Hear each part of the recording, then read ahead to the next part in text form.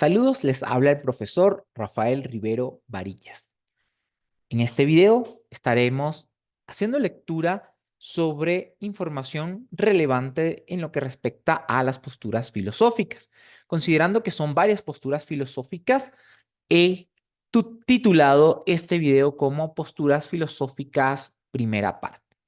Recordarles que pueden suscribirse, darle clic a la campana y también dejar sus mensajes, súper importante, acá debajo de la descripción del video. Otro aspecto relevante es recordar que este material tiene la intención de que ustedes puedan tener un apoyo de audio, si desean solamente escucharlo, o un apoyo visual si quisieran ir leyendo la presentación, como también ambos mediante la lectura y escucha de la información que se va a presentar y a compartir. Muy bien, vamos entonces a dar inicio. Dentro de las posturas filosóficas se encuentran una gran diversidad. Algunos autores van a titular esto como corrientes filosóficas. También, para esta primera parte, he considerado que es necesario que iniciemos con la postura filosófica del idealismo, seguida con el realismo, posteriormente el escepticismo, dogmatismo, relativismo y subjetivismo. Recordemos, estamos entonces en posturas filosóficas, primera parte. Vamos entonces a iniciar este viaje donde vamos a ir conociendo sobre las posturas filosóficas antes mencionadas. Al respecto, entonces, vamos a ir iniciando e ir conociendo a qué hace referencia cada una de ellas. Acá entonces tenemos que el idealismo sostiene que la realidad es en gran medida dependiente de la mente y de las ideas, y que la percepción y la conciencia desempeñan un papel fundamental en la construcción del mundo. Dentro de los exponentes está Platón, a quien vemos en la imagen que se está presentando, Immanuel Kant, y también vamos a tener a George Hegel. En este momento vamos entonces a conocer un poco más sobre estos exponentes.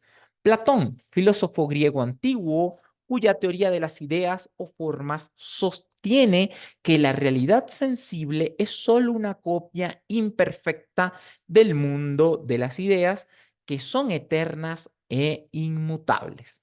Immanuel Kant, por otra parte, filósofo alemán de la Ilustración, cuya obra Crítica de la razón pura propuso que el conocimiento se construye a través de la interacción entre la experiencia sensorial y las categorías mentales innatas. George Hegel, filósofo alemán del siglo XIX, desarrolló una forma de idealismo conocida como idealismo absoluto, que argumenta que la realidad es un proceso dialéctico en constante evolución y que la mente y el mundo están interconectados.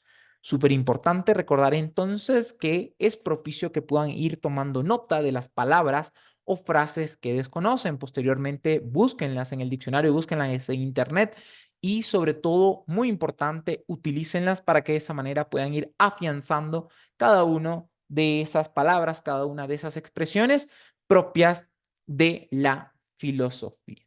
Vamos entonces a continuar avanzando con el realismo. El realismo sostiene que la realidad existe de manera independiente y objetiva y busca comprenderla a través de la observación y descripción detallada, evitando idealizaciones o interpretaciones subjetivas. Algunos de los exponentes dentro de esta postura filosófica son Aristóteles, quien está en la imagen, Tomás de Aquino y Bertrand Russell. Vamos entonces ahora a conocer un poco más sobre estos exponentes. Aristóteles, filósofo griego antiguo, a menudo considerado uno de los primeros realistas, enfatizó la importancia de estudiar la realidad empírica y abordarla de manera sistemática a través de la observación y la lógica. Tomás de Aquino, filósofo y teólogo medieval. Fusionó la filosofía aristotélica con la teología cristiana, defendiendo la idea de que la realidad puede ser comprendida tanto a través de la razón como de la fe, y que ambas son compatibles. Bertrand Russell, filósofo británico del siglo XX, contribuyó al realismo filosófico con su enfoque en la filosofía analítica y su énfasis en el estudio lógico del lenguaje como herramienta para entender la realidad de manera precisa y objetiva. Recordemos entonces, súper importante que podamos ir conociendo cada uno de estos filósofos, ir investigando sobre ellos y lo que han propuesto principalmente. Muy bien, vamos entonces ahora al escepticismo. El escepticismo cuestiona la posibilidad de alcanzar un conocimiento absoluto e indiscutible, abogando por la suspensión del juicio y la duda constante frente a las afirmaciones dogmáticas o certezas aparentes. Acá recordarles entonces que hay todo un movimiento y una intención de que cuando queremos dar lectura de nombres o de palabras, podemos hacerlo tal cual como se considera en nuestro lenguaje materno, en este caso el español, o podemos hacer la pronunciación acorde al origen al que corresponde cada una de las palabras. En este caso, vamos entonces a conocer algunos de estos filósofos. Tenemos entonces a Pyrrhon de Elis, tenemos a Sexto Empírico y tenemos a David Hume. Y ahora vamos a conocer un poco sobre estos exponentes. Pyrrhon de Elis, filósofo griego antiguo, considerado el fundador del escepticismo pirrónico, sostiene que la verdad es inaccesible y abogaba por suspender el juicio en todas las cuestiones. Sexto Empírico, filósofo griego que vivió en torno al siglo II después de Cristo y fue uno de los principales representantes del escepticismo en la antigüedad, desarrolló argumentos contra la posibilidad de alcanzar el conocimiento seguro. David Hume, filósofo escocés del siglo XVIII, conocido por su enfoque escéptico hacia la causalidad y la inducción, cuestionando la certeza de nuestras creencias y argumentando que el conocimiento se basa en la experiencia sensorial. Es importante también recordar que varios de estos filósofos van a dar planteamientos y aportes que podemos percibir en distintas posturas filosóficas. También hacer énfasis en que un individuo, una persona, el ser humano en sí, no responde a una única postura filosófica y que esto va a depender de la situación en la que se encuentre, va a depender también de lo que esté pensando y la temática en específico de la cual se esté conversando para ese momento. Vamos entonces ahora con el relativismo. Relativismo sostiene que las verdades y valores son relativos a las circunstancias, la cultura o las perspectivas individuales y que no existen estándares objetivos universales para evaluar. En este caso, algunos exponentes está Protágoras, Michel de Montaigne y vamos a tener a Jean Leitrat. Acá vamos a tener entonces las imágenes de Protágoras y también, en este caso, las de Michel, quienes estamos viendo en este momento en la pantalla. Vamos a continuar entonces conociendo un poco más sobre estos exponentes relativistas. Protágoras, filósofo griego antiguo y sofista, conocido por la afirmación: el hombre es la medida de todas las cosas, que refleja una perspectiva relativista al sugerir que la verdad y la realidad son subjetivas y dependen de la percepción individual. Michel de Montaigne, filósofo y ensayista del Renacimiento francés, abogó por el escepticismo y la tolerancia cultural en su obra Ensayos, argumentando que las creencias y prácticas varían ampliamente entre diferentes sociedades y que no hay un estándar absoluto para juzgarlas. Jean, filósofo francés contemporáneo conocido por su obra La condición posmoderna, donde argumenta que las metanarrativas que buscan explicar la realidad de manera universal han perdido su legitimidad, favoreciendo un enfoque relativista que reconoce la diversidad de las perspectivas. Recordemos entonces que es fundamental y muy importante que puedan ir buscando y registrando cada una de esas palabras desconocidas, nuevas o de las cuales tengamos algún tipo de duda. Nos venimos entonces ahora para el dogmatismo. ¿Qué es el dogmatismo? ¿Qué plantea el dogmatismo?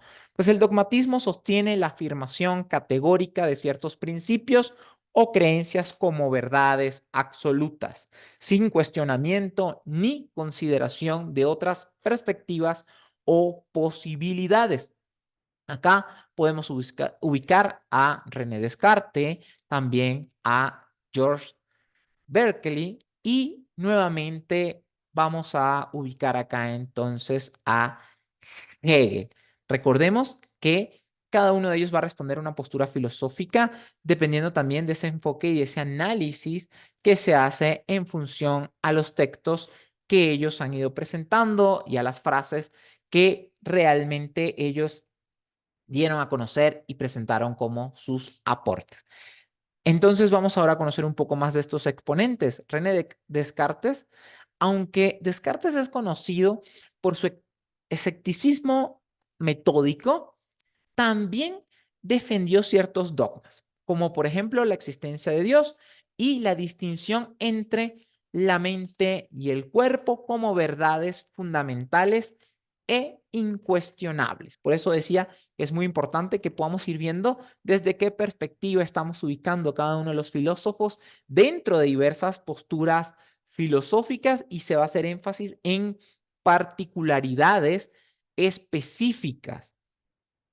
George Berkeley, filósofo empirista irlandés que afirmaba que solo existen mentes y las ideas que perciben, negando la existencia de una realidad material independiente. Su posición podría considerarse dogmática en cuanto a su idealismo radical. Recordemos entonces que el dogmatismo tiene que ver con la fijación de un pensamiento, de una idea como una verdad absoluta. Vamos ahora con Hegel. Aunque Hegel buscaba una comprensión sistemática de la realidad a través de su dialéctica, algunos críticos han señalado la tendencia dogmática de su sistema filosófico, donde la lógica y el espíritu absoluto son vistos como cuestiones definitivas y autosuficientes. Por eso entonces están ellos ubicados acá desde las posturas, en este caso, filosóficas dogmáticas. Podemos considerar que de una u otra manera cada uno de los filósofos va a hacer un aporte y una consideración donde realmente se le pueda ubicar de esta manera, si bien en mayor medida podemos ubicar dentro del pensamiento dogmático ideas y creencias propias de religiones específicas. También es importante considerar que las posturas filosóficas pueden responder también a ideas o planteamientos, como por ejemplo, de lo único que no puedo dudar de René Descartes es de la duda, es decir, siempre hacernos preguntas, siempre dudar. Eso de una otra manera es un planteamiento también dogmático porque nos está invitando a que mantengamos la duda como una constante y que debería ser universal. Muy bien, vamos entonces ahora con el subjetivismo. Para el subjetivismo, vamos entonces a conocer un poco del planteamiento. Sostiene que la verdad y el valor son subjetivos, dependiendo de las experiencias, percepciones y opiniones individuales sin existir estándares objetivos o universales. Entonces, esto va a ser completamente lo opuesto. Acá se va a hablar que todo va a depender del individuo, que todo va a depender del ser y que de una u otra manera no hay realmente o no existen estándares universales. Desde esta perspectiva nos damos cuenta cómo algunos planteamientos o posturas filosóficas pueden aproximarse o alejarse mucho más entre ellas. Vamos a ver acá entonces a David Hume, vamos a ver también a Friedrich Nietzsche, vamos a ver a Jean-Paul Sartre y vamos a conocer un poco sobre cada uno de estos exponentes. David Hume, filósofo escocés del siglo XVIII, es conocido por su enfoque empirista y su énfasis en la experiencia sensorial. En su obra Tratado de la Naturaleza Humana, argumenta que las creencias y juicios están basados en impresiones subjetivas y experiencias individuales. Por otro lado, Friedrich Nietzsche, filósofo alemán del siglo XIX, desafiante de las concepciones tradicionales de la verdad y la moralidad, propuso que las valoraciones y perspectivas son subjetivas y abogó por la voluntad de poder como motor fundamental de la existencia. Jean-Paul Sartre, filósofo existencialista francés del siglo XX, en su obra El existencialismo es un humanismo, defiende el subjetivismo al afirmar que la existencia precede a la esencia y que los individuos son libres para crear sus propios significados y valores en la vida. De esta manera hemos tenido entonces este viaje a través de estas 6 posturas filosóficas, como es el idealismo, el realismo, el escepticismo, el relativismo, el dogmatismo y el subjetivismo. Bien, quiero agradecerles por su atención. Recuerden suscribirse, darle clic a la campanita, darle like, dejar su mensaje y comentario y utilizar este material como apoyo dentro de la asignatura y dentro del deber correspondiente. Se despide el profesor Rafael Rivero Varillas. Hasta la próxima. Cuídense mucho. Chao, chao.